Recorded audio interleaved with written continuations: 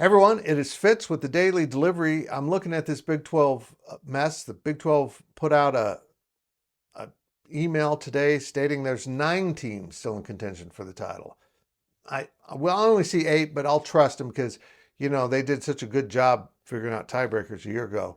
I'm going to show all the faith in the world they know what they're doing. I have no faith in them, honestly. This is going to be a mess.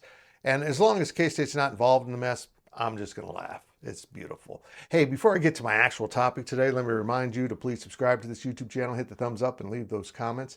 As we continue to grow this channel, you guys are the best. So a while back, I pitched an idea that I think would be really cool for the Big 12. And I want to add to that kind of a formation of 2 ideas into one idea, a giant idea. It's not even that giant. I pitched this, that the Big 12 start having a rivalry of the week, not rivalry week. I can't say that word. Rivalry week, just one a week, just one, and put it in a feature slot. Make it a big deal that this is the game of the week between rivals. That's easier for me to say, in the Big 12 Conference. Holy War, Iowa State, Kansas State for Farmageddon, KU, K-State, Tech and Baylor, TCU and Baylor, Arizona, Arizona State, UCF, and if they play a non-conference game with Florida, Iowa, Iowa State, look, you can come up with 13, 14, 15 games. You really can. And I think it would be a cool little package to have that spread out over the entire season. You know you're going to get one heated game in the conference every week. But here's another idea. With TNT now entering the picture next season, sub-licensing games from ESPN. And these aren't headliner games. These are the games that would be on ESPN+. Sometimes those are pretty crappy games. Other times, you know what? They turn into really good games and not enough people see them because it's on ESPN+. And they're usually on ESPN+, parked right in the middle of all the other college football games that are easy to watch on more traditional channels. Nobody is quite in the mindset of streaming yet. They're going to get there. It's going to move that way, but it's not there. And I think we know that because ESPN won't share any numbers about what Plus is doing. We have no idea. But one of those games a week, I think, will end up on TNT.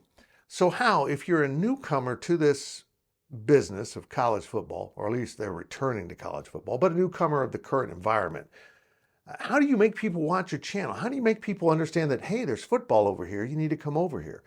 You got to do something completely different, and here's my pitch. TNT's First Football. You play games in the Central and Eastern time zone an hour earlier than that first window typically starts. Now, I know what you're saying. Fitz, are you saying we kick off at 10 a.m. Central? That's exactly what I'm saying. Again, like playing on Fridays, you got to carve out your own niche. These are games that have been passed over by the other networks and then are passed over by viewers because they're on ESPN Plus streaming service, which sometimes takes 30 minutes to load up. That's an exaggeration, but it sucks. Take that game and put it up against the final hour of ESPN Game Day, Fox Big Noon, and let it roll. You've got an hour to capture the eyes of football fans that don't want to hear the yapping and talking and just blah. They want to watch football. The first football of every Saturday on TNT, right there, a Big 12 game. And maybe it's a game that nobody else really would have thought to watch. But they sit down and start watching. I'll just throw out a couple teams here. UCF and Cincinnati.